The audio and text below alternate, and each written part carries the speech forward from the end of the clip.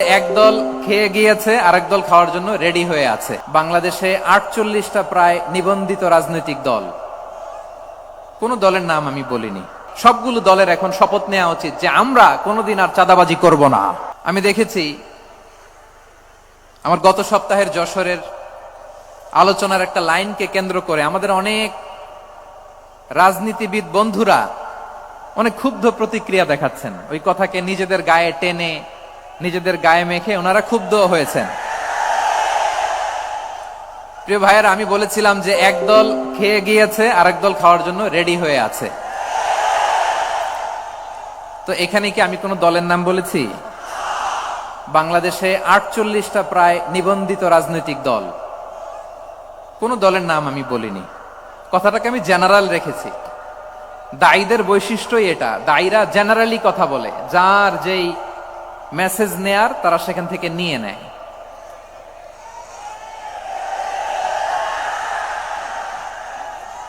তো কোন দল এটা নিয়ে কোনো কথা বলল না।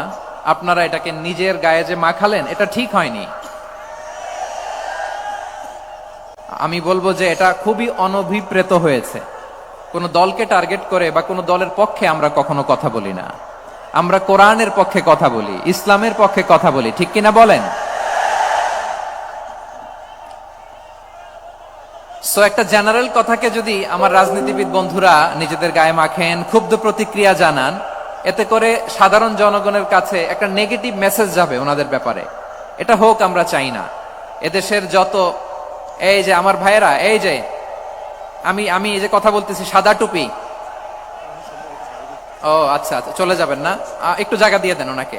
হয় কি, লক্ষ লক্ষ মানুষের ভিড়ে আপনি যদি উঠতে চান খুব কঠিন হয়ে যায়। যদি পারেন একটু বসেন, আর না পারলে ভাইকে একটু জায়গা দিয়ে দেন। আমার দিকে তাকান।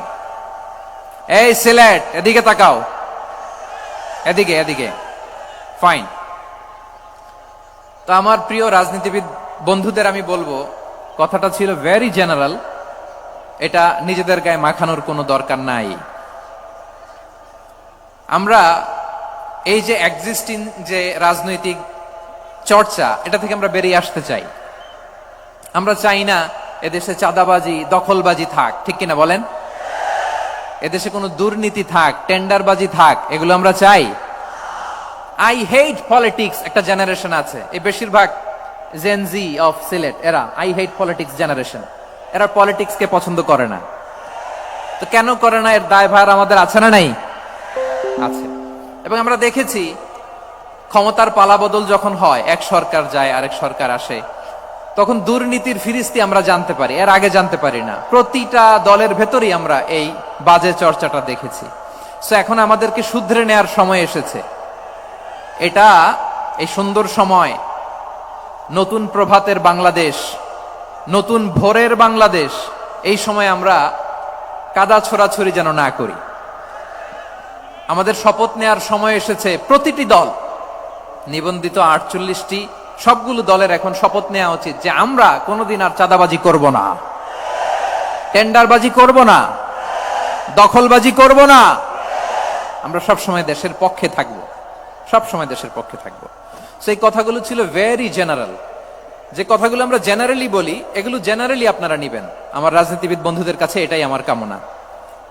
আর এই জাতীয় বার্তা যখন আমরা দেই, তখন যদি আপনি বলেন যে পারলে রাজনীতিতে আসেন, পারলে দল করে দেখান, এটা হইল? আমি কি এরকম কোনো কথা বলেছি? না। আমি একজন মুফাসসিরে কোরআন, আমি একজন আলেম। এর বাইরেও আমার সবচেয়ে বড় পরিচয়, I am a citizen of Bangladesh. আমি বাংলাদেশের একজন সাধারণ নাগরিক। আমার দেশের যে কোনো সমস্যা, যে কোনো ইনকনসিস্টেন্সি, অসঙ্গতি নিয়ে মত প্রকাশের স্বাধীনতা আমার আছে না নাই? আপনারাই তো বাক স্বাধীনতার কথা বলেন, ফ্রিডম অফ স্পিচের কথা বলেন, বাক স্বাধীনতার কথা বলেন। আপনারাই যদি আবার কোন মন্তব্যের কারণে বলেন যে রাজনীতির মাঠে আসেন, দল করেন, দেখি কতটুকু পারেন, এটা ঠিক হবে না। তাই প্রিয় ভাইয়ের, আসুন আমরা দল মত নির্বিশেষে কাঁধে কাঁধ মিলিয়ে সোনার বাংলাদেশ গড়ি, দুর্নীতিমুক্ত বাংলাদেশ গড়ি। যে বাংলাদেশের জন্য রক্ত দিয়েছে আবু সাইদ, যে নতুন ভোরের বাংলাদেশের জন্য রক্ত দিয়েছে মুগ্ধরা, যে নতুন বাংলাদেশের জন্য রক্ত ঝরিয়েছে, 24-এর যে গণ অভ্যুত্থানের প্রত্যেকটি শহীদের আওয়াজ করে বলেন ঠিক কিনা? আল্লাহ তাআলা আমার দেশকে তুমি নিরাপদ করো, শান্তিময় করো, আমরা যেন স্বাধীন সার্বভৌম বাংলাদেশে মাথা উঁচু করে বিশ্ব দরবারে দাঁড়াতে পারি। আল্লাহ তুমি তৌফিক দান করো।